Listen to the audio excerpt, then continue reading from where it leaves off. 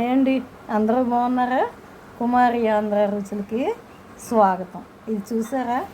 ఇదిగో ఈరోజు మనం ఇదిగో డిఫరెంట్గా గోంగూర పప్పు ఎలా ప్రిపేర్ చేసుకోవాలో చెప్పుకుందాం.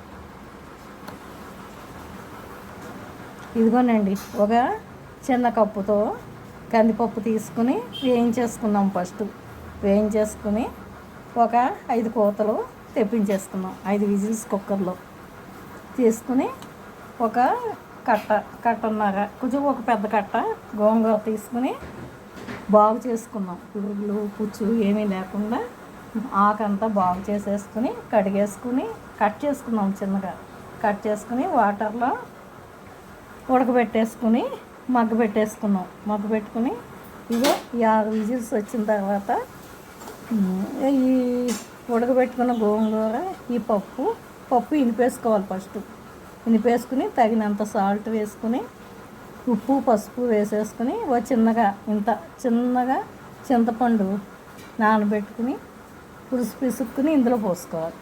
ఈ గోంగూర చూసారా బాగుంది, కరివేపాకు గోంగూర బాగున్నాయి. అన్నీ పచ్చిమిర్చి అన్నీ వేసి మరగబెట్టేసుకోవాలి. పోపు మూకుడు కాలేసుకుని పోపు వేయించుకోవాలి. ఆవాలు మినపప్పు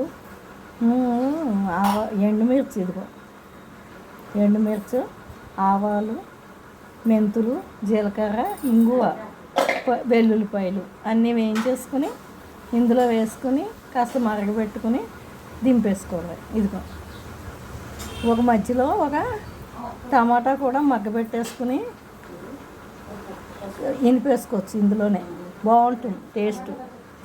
ఇదిగో గోంగూర పప్పు ఐరన్ ఉంటుంది, మాంసకృతులు ఉంటాయి ఇందులో. చక్కగా కందిపప్పులో చాలా బ్లడ్ పడుతుంది గోంగూర వల్ల, కంటి చూపు మంచిది, ఐరన్ ఉంటుంది, అన్నీ చాలా బాగుంటాయి. ఇదిగో చాలా బాగుంటుంది. మీరు కూడా ట్రై చేయండి. నా వీడియో లైక్ చేయండి, సబ్స్క్రైబ్ చేయండి, ప్లీజ్ కామెంట్ పెట్టండి మీరు కూడా. ఇగో టమాటా, ఇగో వెల్లుల్లిపాయ చూసారా ఎంత బాగుందో. మీరు కూడా ట్రై చేయండి.